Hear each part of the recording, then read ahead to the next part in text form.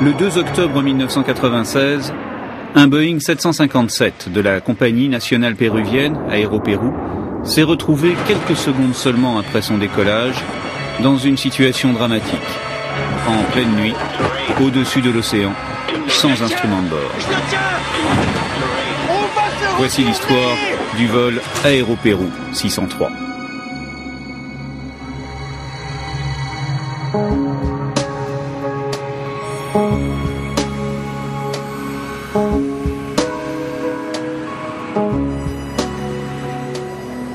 Lima, capitale du Pérou.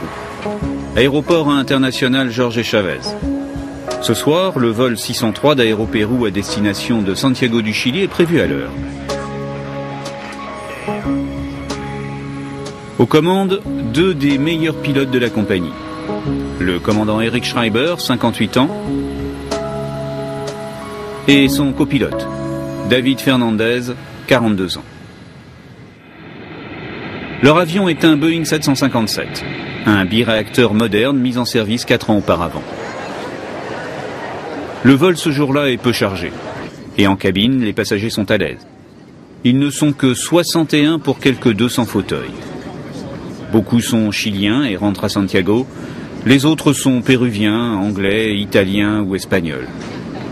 Et parmi eux, le beau-frère et un collaborateur d'Albert Menus, un homme d'affaires mexicain. Mes sociétés font des affaires en Amérique du Sud. On fait de l'exportation. On rend donc visite souvent à nos clients. Cette fois-là, Kenny et Abraham allaient voir des clients au Pérou et au Chili. Visite pré-vol et checklist de mise en route effectuée. Pour l'équipage, le vol 603 s'annonce comme une simple routine. Tour de Lima, Aéropérou 603, piste 1-5. Prêt à décoller. Aéropérou 603, procédure de limitation de conduite active, vent nul, autorisé décollage piste 1-5. 1-5 au transpondeur. Volet 15 degrés, checklist de décollage terminée. À minuit 40 précise, l'avion s'aligne sur la piste. T'as vu un peu la précision, mieux qu'une montre suisse. Et ça roule. Le Boeing 757 est un avion de conception récente, où l'informatique tient une large place. Les ordinateurs facilitent la tâche des pilotes et évitent les erreurs humaines. Au moment de mettre les gaz, les deux pilotes ont une totale confiance dans leur machine.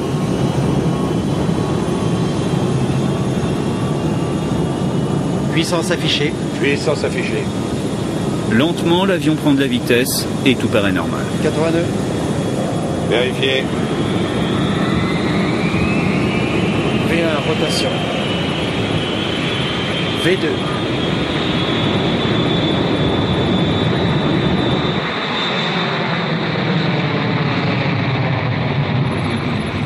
Train rentré. Parfait. Mais à peine l'avion a-t-il quitté le sol qu'une alarme retentit dans le poste. Les altimètres sont bloqués. L'altimètre mesure l'altitude de l'appareil par rapport au sol. Et en l'occurrence, les altimètres affichent 0. Les altimètres sont bloqués. Oui, tous. Alors bon, maintien V2 plus 10. Le 757 dispose de 3 altimètres. Celui du pilote, celui du copilote et un troisième de secours. Et aucun des trois ne fonctionne. Pire, soudain, un deuxième instrument est lui aussi défaillant, l'indicateur de vitesse. La vitesse. Quoi? La vitesse. Qu'est-ce qui se passe? On ne monte pas. Je monte, mais la vitesse. Attends, non, garde la même vitesse. En l'espace de quelques secondes, l'équipage ne sait plus à quelle hauteur il se trouve, ni à quelle vitesse il vole. Ce sont les deux éléments essentiels, l'altitude. À l'école, depuis la guerre de 14, on leur dit aux pilotes de l'altitude, maintien d'altitude, maintien de vitesse. Si on n'a ni l'un ni l'autre, c'est l'accident, ça c'est clair. Le vol 603 laisse derrière lui les lumières de Lima et se dirige maintenant droit vers l'océan Pacifique. Mais sans indication de vitesse ni d'altitude et en pleine nuit, les deux pilotes volent en aveugle. Au sol, le contrôleur suit la progression de l'avion. Pour l'instant, le tracé du vol est normal. Alors que dans le poste, une nouvelle alarme apparaît, indiquant cette fois une anomalie dans la trajectoire. C'est bizarre, on vire à droite. 3 minutes après avoir quitté le sol, les pilotes ont la désagréable impression de ne plus maîtriser totalement leur avion. Grimpe, grimpe, grimpe, grimpe. Je grimpe. Mais grimpe, tu descends là, David. Je grimpe, mais la vitesse. Oui, mais rien ne fonctionne. Le Mach trim, le rudder ratio. Grimpe, grimpe, grimpe, grimpe. Cap au 100. Oh, tu y es. Ce cap-là est bon. Règle la poussée de montée. Pilote automatique enclenché. Soudain, un des altimètres semble se réveiller et fournit enfin une indication d'altitude. Maintenant, c'est le pilotage automatique qui paraît défaillant. Pour fonctionner, ce système doit recevoir des informations identiques d'au moins 2 des 3 ordinateurs de bord. Or, aucun ordinateur ne donne les mêmes informations. Impossible d'enclencher le pilotage automatique, les pilotes doivent poursuivre en manuel, alors que les alarmes se multiplient.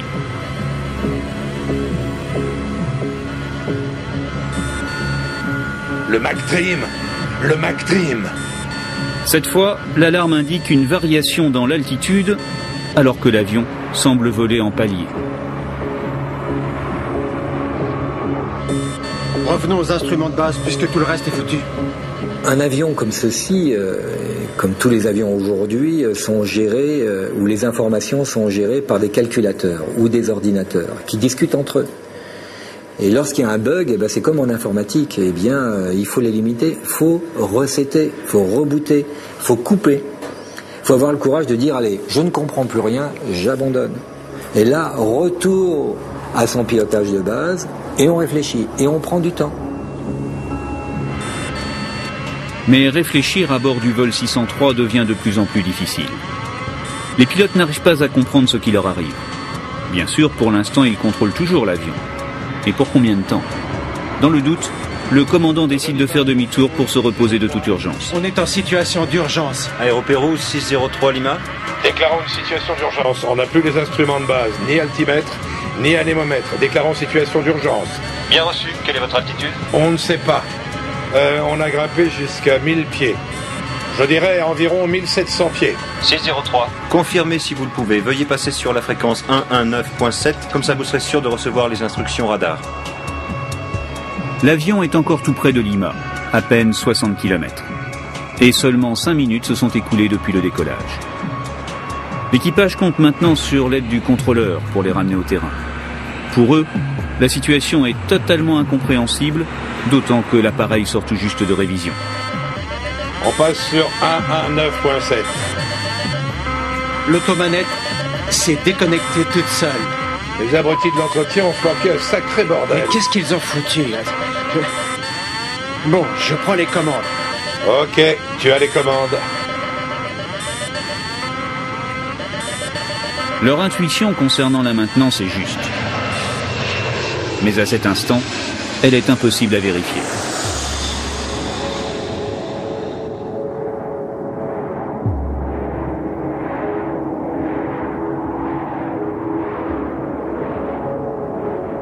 Lima 603.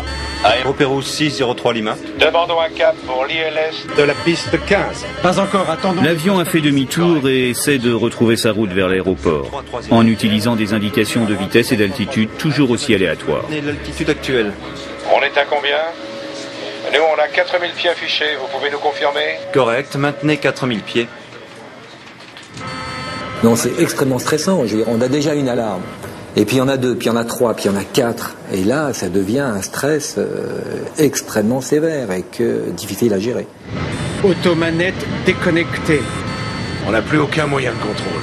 On n'a plus de moyens de contrôle. On a même perdu les instruments de base.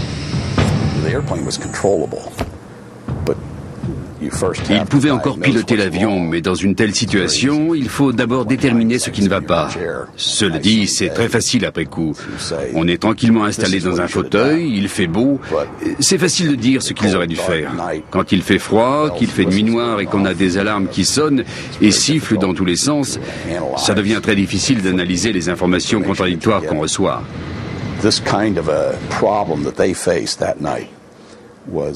Une pareille situation n'a pas dû se produire plus de 10 fois au cours de ces 20 ou 30 dernières années.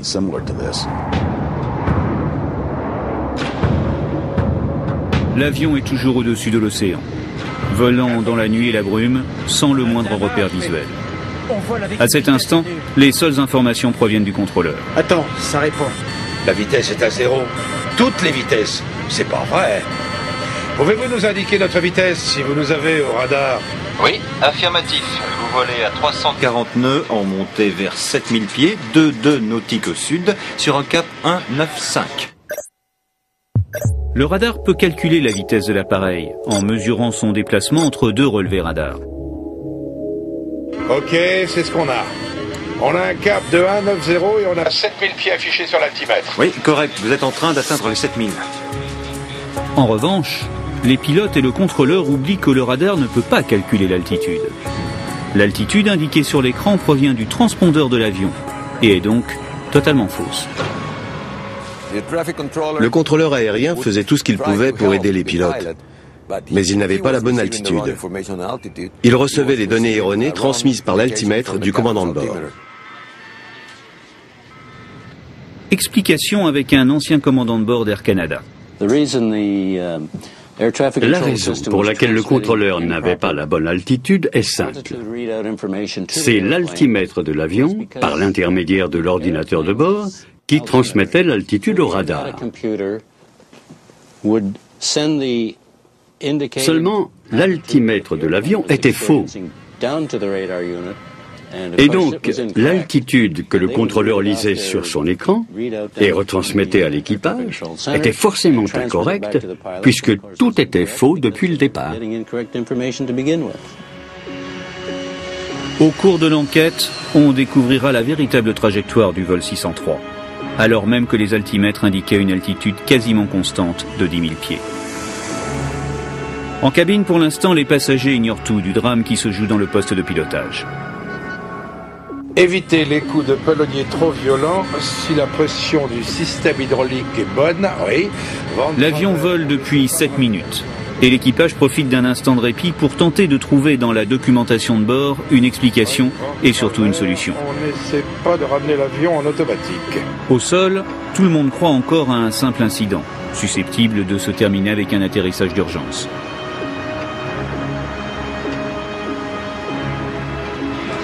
Aéropéro 603, je vous localise à 9200 pieds. Quel est votre cap? On prend un cap 205. Affirmatif. Vous virez lentement à droite, correct? Non, on garde la même trajectoire pour rester loin de la côte. Mais tout le monde oublie que l'altitude affichée sur le radar est celle donnée par l'avion, et est donc fausse. En fait, à cet instant, l'appareil est en descente.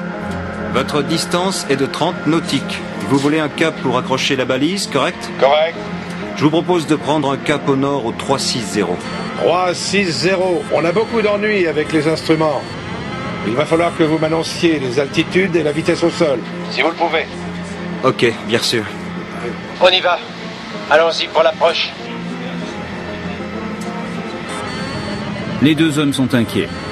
Contrairement à l'habitude, ils n'ont plus aucune confiance dans leur machine. Et dans ces conditions, un atterrissage est extrêmement délicat. On essaie de descendre sur ce cap. Mais on grimpe. Les vitesses affichées sont irrationnelles. Sur un instrument, elle descend sous la vitesse de décrochage, alors que sur l'autre, on frôle la survitesse. On descend à 10 000 pieds. Mais qu'est-ce qui se passe avec la vitesse? Tu crois que c'est notre vraie vitesse? C'est bien ce qui m'inquiète. Non, je ne le crois pas. Pouvez-vous contrôler notre vitesse, s'il vous plaît? Je lis 320 nœuds. Nous, on a 350, mais... Les moteurs tournent au ralenti, mais nous, à l'inverse, on n'arrête pas d'accélérer. Ok, bien sûr. Il faut se mettre à la place de ces pilotes qui n'ont aucune indication fiable sur leur vitesse. Ils vont alors essayer de modifier leur assiette de vol.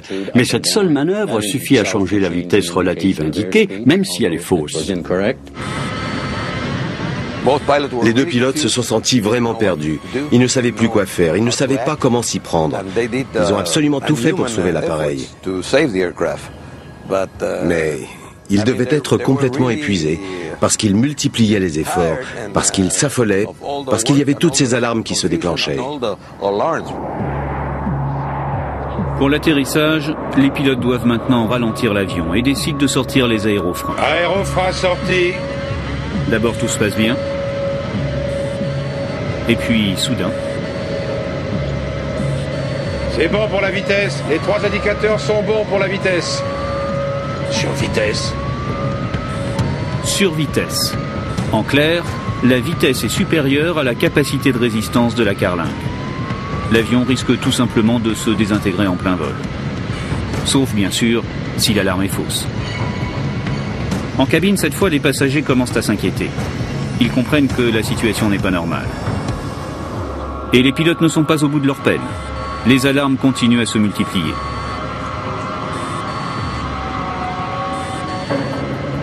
Radar ratio. C'est pas possible, rien ne se déconnecte. Tous les instruments moteurs sont OK. Bon sang. À quelle vitesse on peut bien voler vraiment? Contrôle, à quelle vitesse sommes-nous? Aéropérou 603 de Lima, je vous localise. Vous passez au 260 de Lima à 31 000 nautiques ouest. Votre altitude est de 10 000 plus 700 et votre vitesse d'environ 289. Super.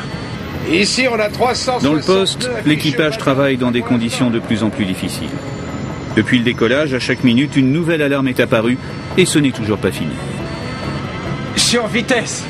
Quoi? Au même moment, l'alarme de décrochage se met en marche. Et celle-ci est spectaculaire. Le vibreur de manche se met en action et indique que l'avion n'a plus suffisamment de vitesse pour voler. La confusion est totale. On est en train de décrocher. On n'est pas en train de décrocher, c'est une fausse alarme. Quand un avion ralentit au point de ne plus pouvoir se tenir en l'air, il décroche.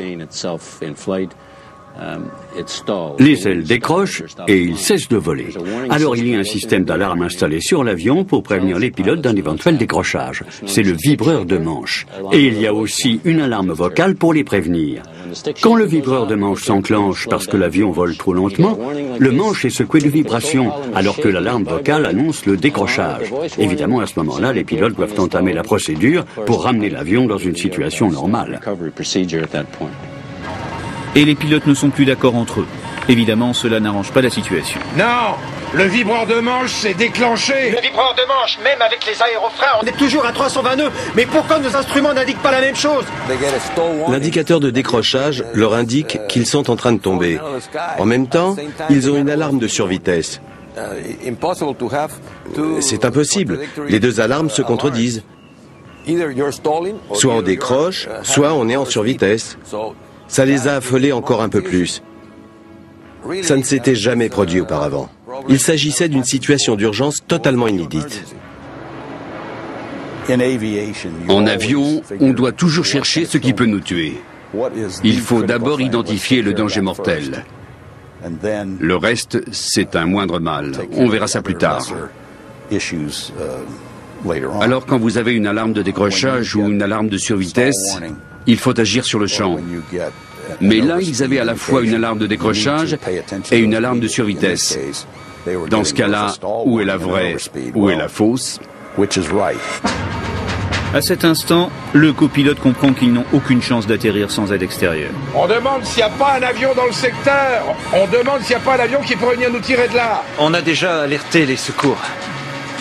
Non mais, il n'y a pas un avion qui pourrait nous guider? Il n'y a pas un seul vol aéropérou dans le secteur? Ou un autre vol? Arrête, ne dis pas n'importe quoi. Aéropérou 603, on a un 707 qui s'envole pour Puddlewell, on va le prévenir. Pour les pilotes, chaque minute supplémentaire est dorénavant un calvaire. Et le calvaire dure depuis plus d'un quart d'heure.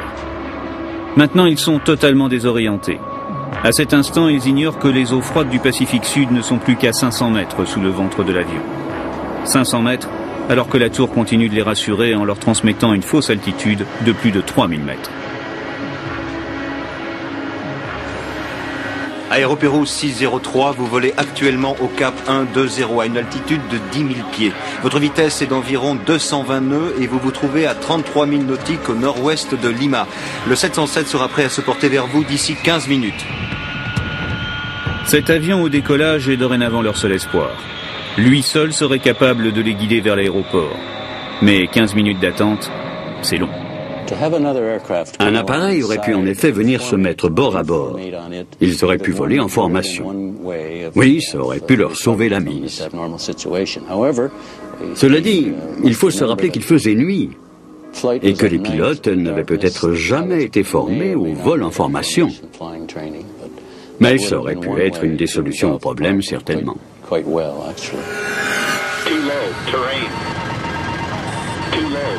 Mais qu'est-ce qui se passe? On vole beaucoup trop bas. Aéropérou, on a une alarme. 23e minute de vol. Cette fois, c'est la plus terrifiante des alarmes qui s'enclenche, le GPWS, l'avertisseur de proximité de sol, signalant que l'avion est à moins de 100 mètres de hauteur. On a une alarme GPWS, alors qu'on est censé être à 10 000 pieds. D'après mon écran, vous êtes à 10 500 pieds.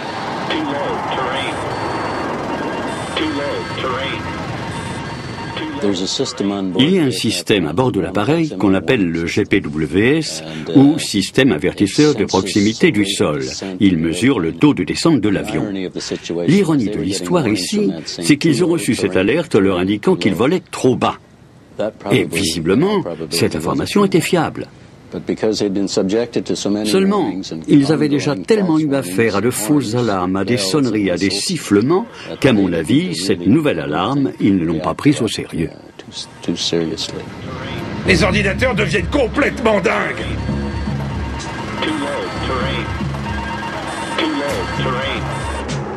L'avion, pour l'instant, continue à survoler la mer tout en longeant la côte.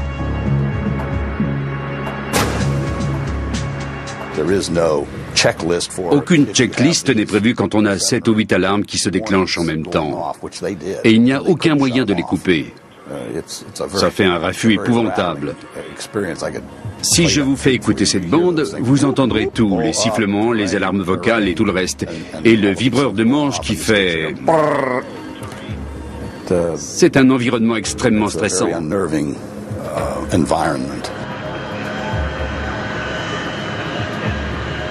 Le commandant ne sait plus quelle alarme croire. Par précaution, il décide d'annuler son approche et de reprendre un cap vers le large. Vous virez à droite pour prendre un cap ouest? Affirmatif, on prend un cap de 250. Quoi qu'il arrive, on se dirige vers la mer parce qu'on a une alarme GPWS. À la tour, le changement de trajectoire du vol 603 n'a pas échappé au contrôleur. Oui, affirmatif. Je vous localise à 42 nautiques à l'ouest au cap 250. On est bien au-dessus de la mer? Affirmatif, au-dessus de la mer. Vous êtes à 42 nautiques vers l'ouest. Mais le vol ressemble à une roulette russe. Les pilotes sont totalement aveugles et tentent de maîtriser un avion de plus en plus incontrôlable. On est en train de ralentir. On est à 370 nœuds. Est-ce qu'on est en train de ralentir? Mes instruments indiquent la même vitesse. Vous volez à peu près à 200 nœuds. Vitesse 200 nœuds? 220 nœuds vitesse sol. Votre vitesse diminue un peu. 200 nœuds, à peine 360 km/h. Sans les volets, presque la vitesse de décrochage. Mais bon sang, on va décrocher. Remonte, on verra bien. Remonte! D'instinct, le commandant sent qu'ils ne tiendront pas les 10 ou 15 minutes supplémentaires nécessaires à l'arrivée de l'avion de secours. Il décide une nouvelle fois de tenter un atterrissage.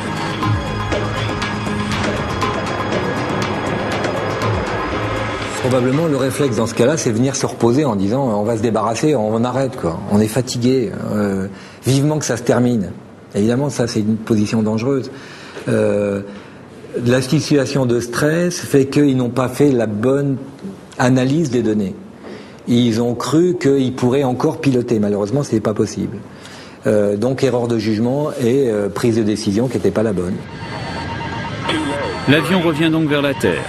Et l'équipage à nouveau entame la procédure d'approche pour un atterrissage. Je vais tenter d'intercepter l'ILS. J'essaie de descendre. Lima, Aéropérou 603. Maintenant, on va essayer d'intercepter l'ILS. Vous pouvez nous dire si on est dedans? Bien reçu, Aéropéro 603. Vous volez actuellement à 9700 pieds. Soudain, sans raison apparente, plusieurs instruments semblent fonctionner à nouveau correctement. Celui-ci fonctionne. Celui-là aussi. Entre les informations disponibles à bord et celles de la tour, la situation paraît à nouveau contrôlable. Je suis en train de vérifier votre vitesse. Le 707 arrive au seuil de piste pour le décollage. Pouvez-vous nous confirmer notre vitesse? Car c'est très important, on n'a aucune indication fiable de vitesse à bord. Bien reçu. Vous commencez à virer. J'estime votre vitesse seule à 270 nœuds. Ne change rien, Eric. 270 nœuds, c'est bon. Espoir trompeur, car si la vitesse est correcte, l'altitude est toujours dramatiquement fausse. Et l'avion, en fait, est au ras des flots. Votre altitude est de 9700 pieds. Et au radar, votre vitesse seule de 240 nœuds. Comment on peut voler aussi vite puisqu'on descend avec les moteurs au ralenti? Donnez-moi l'altitude, s'il vous plaît. Vous vous maintenez à 9700 pieds d'après les instruments. 9700 pieds? Oui, correct. Quelle altitude lisez-vous sur vos instruments? Avez-vous des repères visuels? On affiche 9700 pieds, mais on a une alarme GPWS. Vous êtes sûr que vous nous avez au radar à 50 nautiques? Vise un peu ça. Avec 370, on a peut-être... On a quoi? 370 quoi? On sort le train d'atterrissage? Aéropéro 603 Lima. Mais on fait quoi avec le train? Soudain, 30 minutes après le décollage, l'inéluctable arrive. On touche l'eau! Remonte! Grimpez! Grimpez! Aéropéro 603, remontez! Pendant 20 secondes, les pilotes tâchent de reprendre de l'altitude. Je le tiens! Je le tiens! On va se retourner!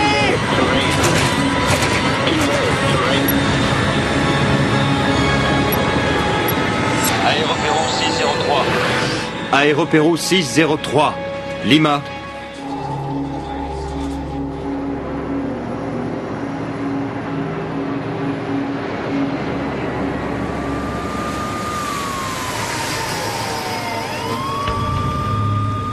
Le lendemain matin, c'est par les médias qu'Albert Menus apprend l'accident. 5 minutes after takeoff, the crew informed the tower that they were having an emergency and they requested clearance to return to Lima. During the process, contact with the aircraft was lost at 0110, with the latest position on the aircraft being 50 miles north of the city of Lima.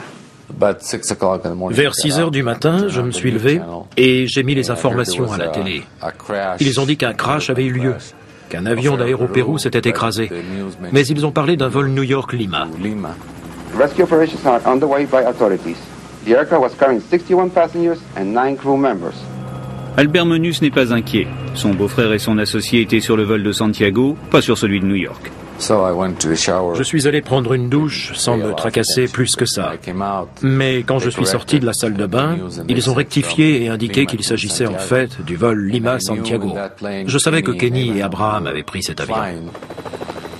Ils ont donné très peu de détails. Ils ont dit qu'il y avait peut-être quelques survivants. Ils ont ajouté que l'appareil avait atterri, enfin qu'il s'était abîmé dans le Pacifique, qu'il disposait de très peu d'éléments et que l'accident avait eu lieu la nuit. Je me suis dit que l'avion avait dû réussir à amérir et que la plupart des occupants s'en étaient tirés. Aussitôt, l'enquête démarre et est confiée à Guido Fernandez qui vient juste d'intégrer le bureau enquête accident péruvien. Pour lui, cette première affaire est très particulière. Le copilote David Fernandez était son neveu. Je dormais. Il était aux environs de 4h30 du matin. Ils m'ont appelé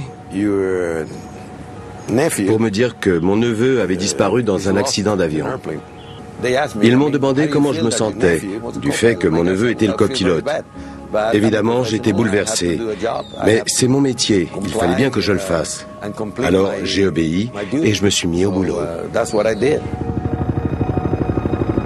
Dans les heures suivantes, Guido Fernandez survole la zone du drame à bord d'un hélicoptère de la marine. Mais rapidement, l'évidence s'impose. Il n'y a aucun survivant.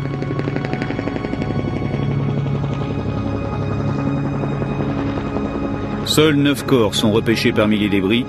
Les autres ont sombré avec l'avion au fond de l'océan. L'enquêteur rencontre ensuite le seul témoin direct, le contrôleur aérien de la tour de Lima.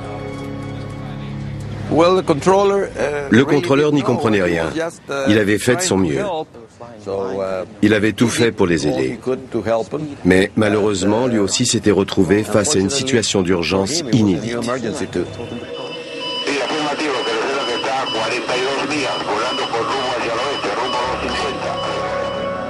Reste maintenant à comprendre ce qui s'est passé. Nouveau venu au bureau enquête péruvien, Guido Fernandez n'a pas suffisamment d'expérience pour une telle enquête. Il va demander l'aide du NTSB américain, le Bureau national de la sécurité des transports, basé à Washington, est considéré comme le meilleur expert mondial en matière de catastrophes aériennes.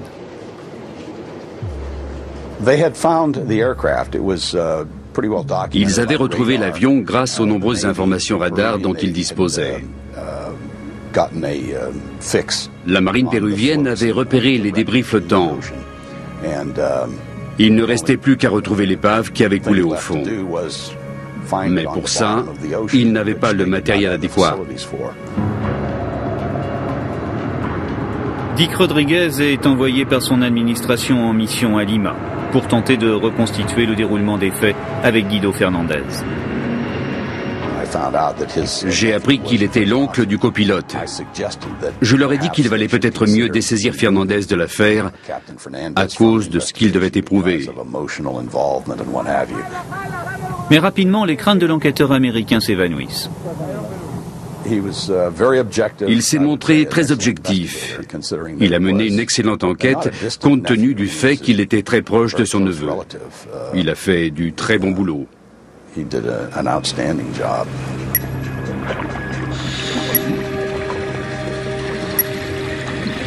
Après un crash, les boîtes noires sont conçues pour émettre durant 30 jours un signal radio permettant de les localiser. Et de fait, les sous-marins téléguidés de la marine américaine réussissent à retrouver assez rapidement les deux précieux enregistreurs. Mais avant même d'en connaître le contenu, Dick Rodriguez a déjà quelques idées.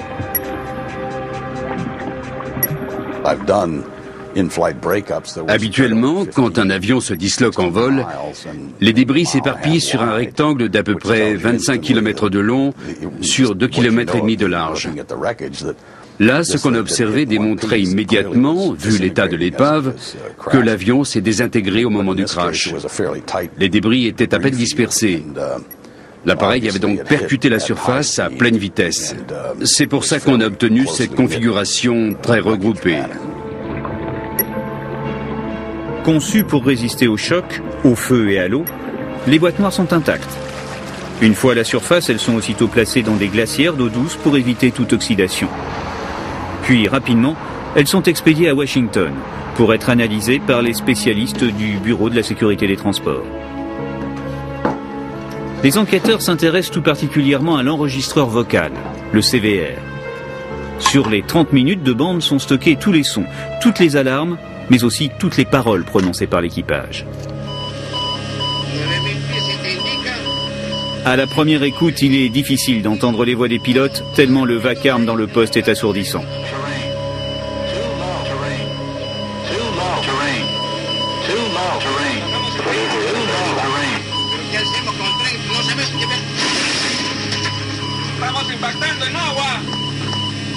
Il décide de numériser la bande, puis de la filtrer pour la rendre plus audible.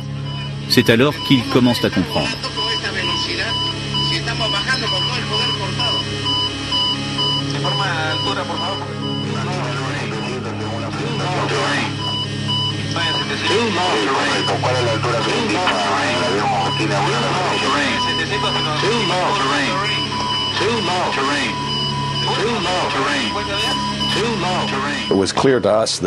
Rapidement, on a compris qu'ils avaient eu des soucis avec l'anémomètre et l'altimètre. Or, les données touchant à la vitesse et l'altitude sont toutes exclusivement fournies par le système de prise d'air statique et dynamique. Sur les avions, quelle que soit leur taille, le calcul de la vitesse et de l'altitude sont basés sur la pression atmosphérique, ce qui nécessite des prises d'air à l'extérieur de l'avion. Si ces prises d'air statiques sont obstruées, les ordinateurs de bord reçoivent des informations erronées et du coup déclenchent de fausses alarmes. Ces fameuses prises auraient-elles été bouchées sur le vol 803 ? Les robots de la marine américaine finissent par percer le mystère en retrouvant les prises d'air statique du 757. Et de fait, les enquêteurs s'aperçoivent qu'elles sont totalement obstruées par du ruban adhésif. Si toutes les prises sont bouchées, évidemment, il n'y a pas d'issue. C'est très très difficile de s'en sortir. La suite, les enquêteurs n'ont guère de mal à la reconstituer. Avant le vol 603, le Boeing 757 était parti en maintenance. Et lors d'un nettoyage en profondeur, les techniciens avaient comme d'habitude protégé les prises d'air statique à l'aide de rubans adhésifs. Sauf qu'en remettant l'avion en ligne, les mêmes techniciens avaient oublié de retirer les rubans adhésifs. Un petit détail menant à une vraie catastrophe. Personne n'a jamais décollé l'adhésif. Et quand l'avion a pris de l'altitude, tout ce que les instruments ont enregistré, c'était la pression de l'air emprisonné avant le départ. Plus l'appareil grimpait, plus l'air se raréfiait. Mais les informations transmises aux instruments et aux ordinateurs étaient erronées. Les instruments délivraient donc des indications aberrantes. Le responsable censé contrôler l'entretien ne l'a pas fait. Quant à son supérieur, il n'était pas là ce soir-là, il était malade. C'est donc un mécanicien qui s'est chargé de la besogne, et lui n'a rien vu. Le commandant de bord a ensuite effectué la visite pré-vol. Elle sert justement à repérer ce genre de détails. Mais ce soir-là, pendant la pré-vol, le commandant n'a rien vu non plus. Un malheureux petit morceau de papier enduit de colle a provoqué un accident. Mais ce n'est ni au papier ni à la colle qu'il faut s'en prendre. C'est une erreur humaine. Ce sont des hommes qui ont collé l'adhésif et qui ont oublié de le décoller. Le pire, 8 mois auparavant, un accident presque similaire est survenu également sur le même type d'avion, un Boeing 757. Le 6 février 1996, un appareil affrété par la compagnie de charter Birgener décolle de Puerto Plata, en République dominicaine. 8 kilomètres plus loin, l'avion s'écrase. Bilan, 189 morts. Là aussi, le Bureau de la sécurité des transports américains participe à l'enquête. Elle sera brève. L'inspection de l'épave révèle aussitôt que l'une des prises d'air extérieures de l'avion était complètement obstruée. Même cause, mêmes effets, mais plus rapide. Dans le cas Birgener, dès le décollage, les pilotes cherchent à prendre de l'altitude.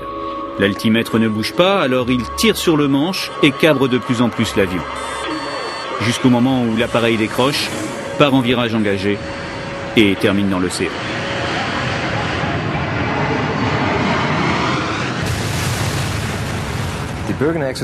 L'accident de l'appareil Birgener avait déjà montré à quel point un équipage pouvait s'affoler quand des alarmes se déclenchent sans raison apparente. Rudder ratio, Mach trim. C'est alors impossible pour les pilotes de découvrir l'origine exacte du problème. Ils ignorent si ça vient de l'ordinateur de bord ou de mécanismes situés en amont, comme les prises statiques. Le constructeur, lui, était parfaitement au courant de ce qui s'était passé. Pourtant, tout a recommencé. 3 mois après ce premier drame, une circulaire consacrée au problème des prises d'air statiques est envoyée à toutes les compagnies aériennes. Enfin, à presque toutes. Ces circulaires, disons qu'elles sont le résultat de l'enquête menée en République dominicaine sur l'appareil Birgener. Mais Aéropérou ne les avait pas encore reçus au moment de l'accident. Le gouvernement péruvien a d'ailleurs été très clair dans son rapport sur le drame. Il a qualifié de honteuse une pareille lenteur. Il aurait fallu, selon lui, se montrer plus diligent et faire circuler ses recommandations plus vite. C'est tout à fait regrettable, mais ça nous ramène au manque de communication qui sévit parfois entre les compagnies aériennes.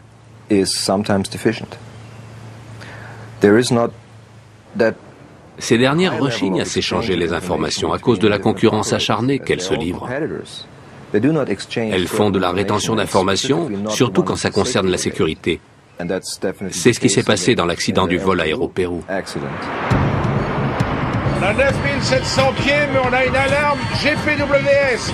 Vous êtes sûr que vous nous... Les enquêteurs s'interrogent aussi sur le comportement de l'équipage. La décision de tenter un atterrissage ne fait pas l'unanimité. Dans la même situation, Alan McLeod, lui, aurait adopté une autre attitude. Stabiliser la vitesse et voler tout droit, en très légère montée, jusqu'à l'arrivée de l'avion de secours. L'expérience prouve que si vous ne contrôlez pas bien l'avion en cas de problème, et des problèmes, Dieu sait s'ils en ont eu, eh bien il faut continuer à voler, coûte que coûte, se concentrer sur le pilotage, tout faire pour parvenir à maîtriser l'appareil. Est-ce qu'on est en descente là? On a 372 affichés. Si on ne fait pas ça, l'avion prend le dessus et la situation empire. C'est pour ça que moi j'aurais continué à voler, à condition de pouvoir le faire sans risque. Pour ça, je m'en serais remis à l'horizon artificiel et j'aurais affiché les paramètres moteurs habituels. Après, seulement, j'aurais fait demi-tour pour aller me poser. L'équipage visiblement s'est laissé déborder par la situation et n'a pas résisté psychologiquement à la pression insoutenable qui a pesé sur leurs épaules durant 30 minutes. On a peut-être une vitesse. 370 quoi? On sort le train d'atterrissage? C'est facile de s'asseoir dans le poste d'un 757 pour jouer les donneurs de leçons. Toutes les alarmes leur résonnaient dans les oreilles. Alarme de survitesse, alarme de proximité du sol, alarme de décrochage. Je peux bien décréter que moi, pilote chevronné, j'aurais plutôt fait ceci ou cela. Seulement, il faut se mettre à la place de l'équipage ce soir-là. Ces deux hommes se sont retrouvés dans une situation épouvantable. Ils avaient un appareil à faire voler et devaient affronter une terrible expérience. Ils n'ont pas compris ce qui pouvait leur arriver, ils n'ont pas compris l'improbable. Et ça, on ne peut pas leur reprocher. Mais la raison principale est là. C'est que mauvaise analyse est donnée, quelle que soit la gravité de la situation, et il n'est pas évident qu'un autre équipage aurait fait mieux. 2 semaines après le crash, Albert Menus, comme les dizaines de familles endeuillées, se met en quête des corps de son beau-frère et de son ami, et finit par les identifier à la morgue de Lima.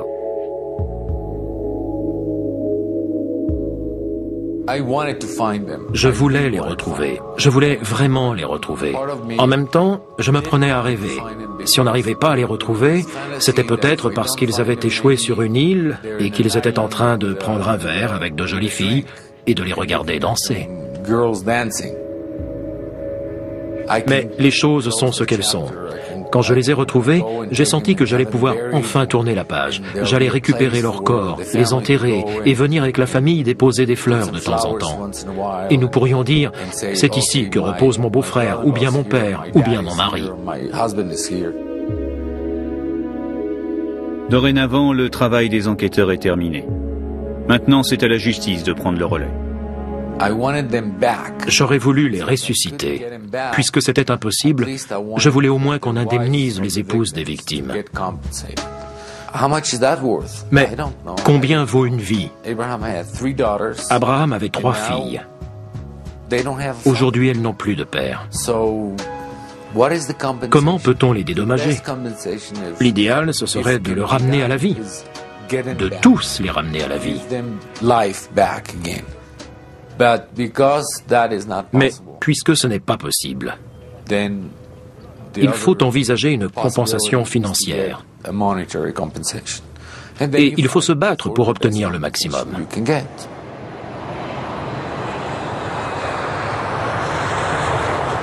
En novembre 1996, un avocat de Miami, représentant 41 passagers et plusieurs membres d'équipage, accuse Boeing d'être responsable de la catastrophe.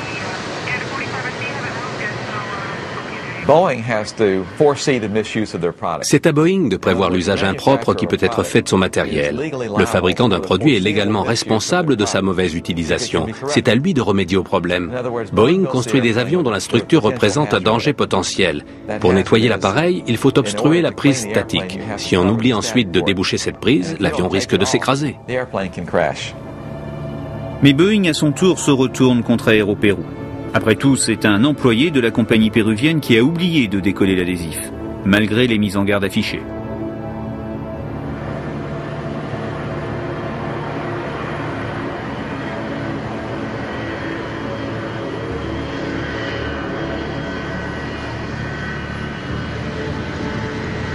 Boeing accuse également le commandant Schreiber de n'avoir rien vu lors de la visite pré-vol. Avant chaque vol, l'équipage doit obligatoirement faire le tour complet de l'appareil et vérifier visuellement que tout est en ordre. Pourquoi le commandant n'a-t-il rien détecté?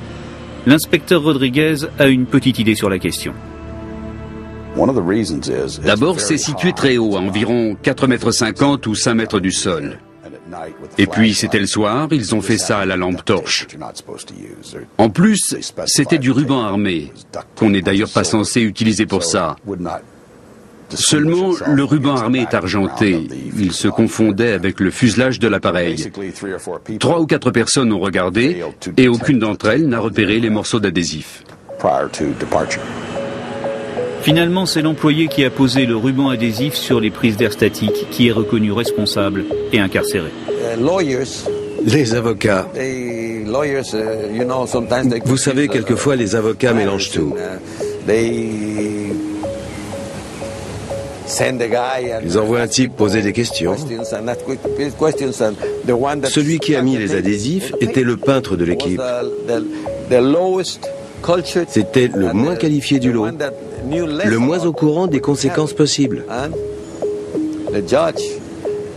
Le juge a pourtant décrété qu'il était responsable et le peintre s'est retrouvé en prison. Un avion ne s'écrase pas parce qu'un mécanicien péruvien qui gagne 2 € de l'heure fait un oubli. On peut se douter qu'un employé comme lui risque de commettre une erreur. L'erreur est humaine. Il faut donc prendre ses précautions pour qu'un avion de 50 millions d'euros n'aille pas s'écraser sous prétexte qu'un agent d'entretien a fait une bêtise. Et puis, dans certaines situations, les pilotes doivent parfois savoir oublier les ordinateurs, les systèmes assistés et les raisonnements compliqués pour s'en remettre à leur instinct, à leur expérience et à leur seul talent de pilote. Il m'est personnellement arrivé une histoire similaire. Je décolle, c'était en Fokker, l'avion se met à tourner et je compte jusqu'à la butée et l'avion continuait à être incliné par la droite et j'étais en butée à gauche. Situation incompréhensible. Et on s'interroge tous les deux, qu'est-ce qu'on fait? Pareil, on comprend pas ce qui se passe. On essaie de lutter tout simplement contre une machine qui s'en va et qui devient hors contrôle. J'avais un commandant de bord qui avait énormément d'expérience de planeur et qui a réussi à ramener l'avion. Moi, j'étais incapable de ramener l'avion. Grosse expérience. Il est revenu à son pilotage de base. Il n'a pas compris la situation et il s'est dit, bon, il est encore pilotable, on va faire avec. Formidable.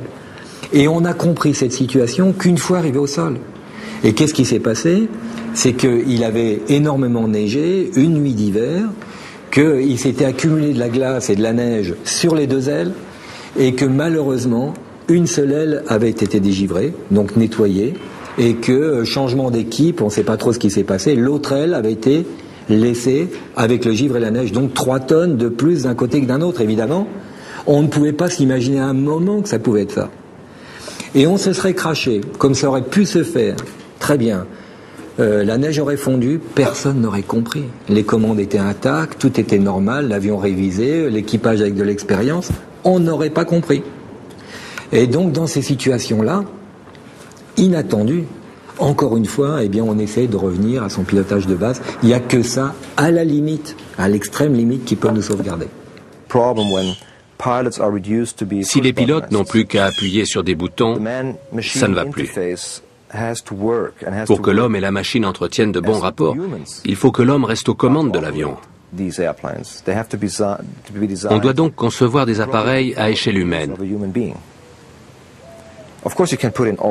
On peut intégrer tous les chiffres, tous les nombres et tous les trucs informatiques qu'on veut. Ce sera toujours un homme qui tiendra le manche. Il faut que l'homme reste le patron. En 1999, Boeing et Aéropérou ont conclu un accord amiable sans passer devant les tribunaux.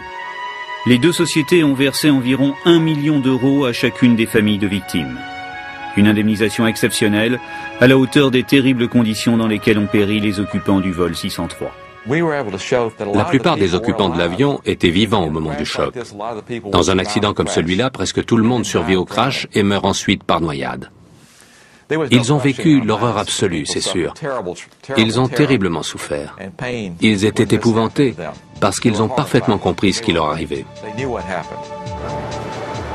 La catastrophe va faire une autre victime, la compagnie nationale péruvienne. Criblée de dettes, Aéropérou fait faillite 3 ans plus tard, en 1999.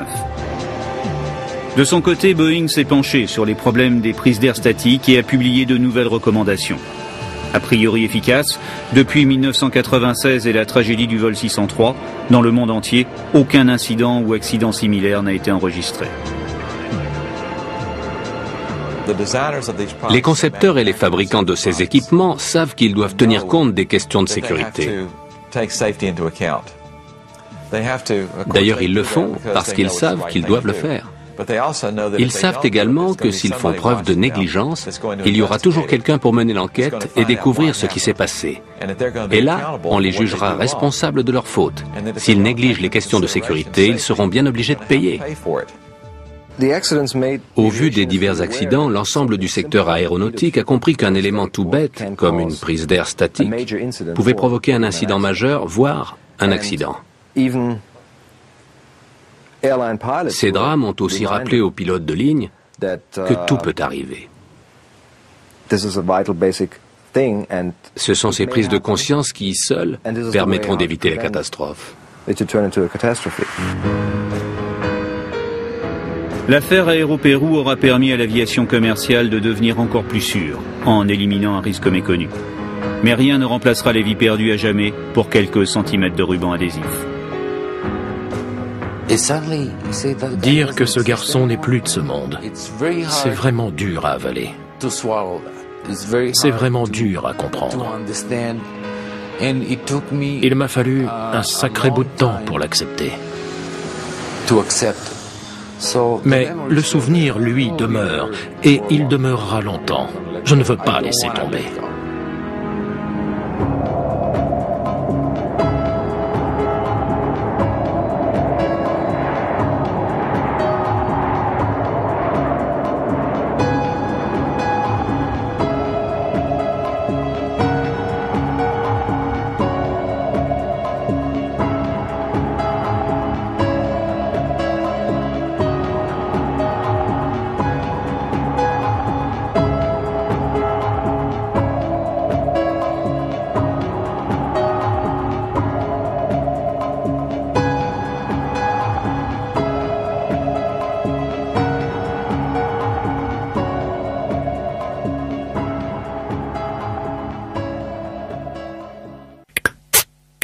Tout de suite. Tout de suite. La timbale de macaroni du candidat numéro 5 attend sa note.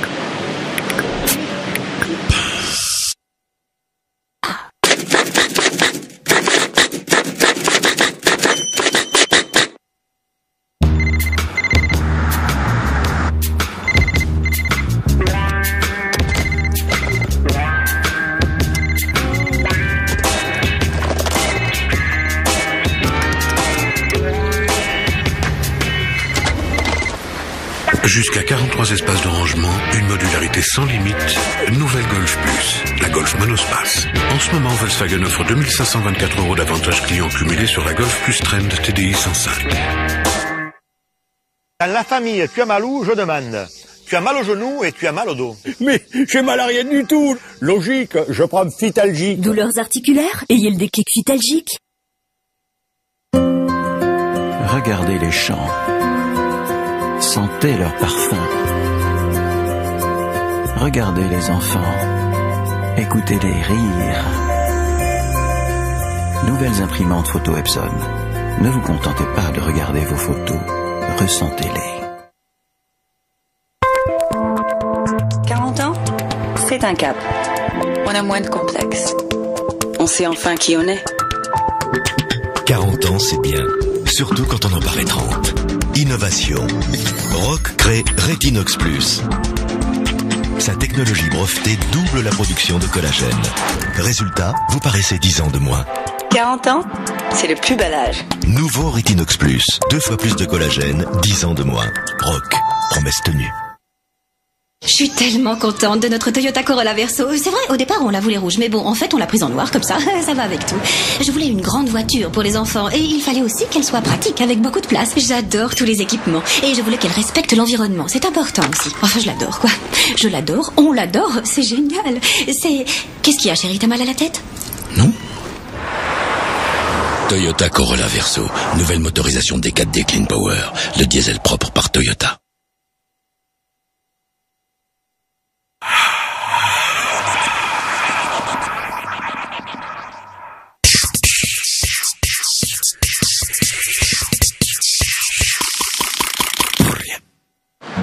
La capitale française est née environ 100 ans avant Jésus-Christ.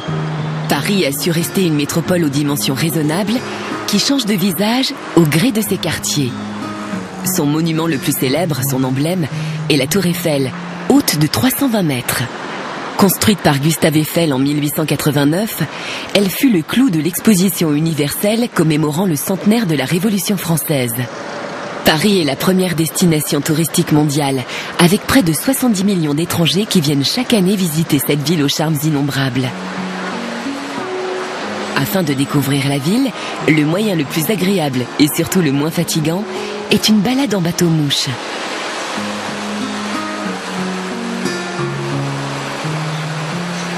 Et vous avez sur votre gauche le superbe vue du chevet de la cathédrale. Return around dans votre super view of Notre-Dame Cathedral. Afin de savoir s'il est possible de naviguer ou non, les conducteurs de bateaux-mouches repèrent le niveau de l'eau à l'aide de la statue du zouave.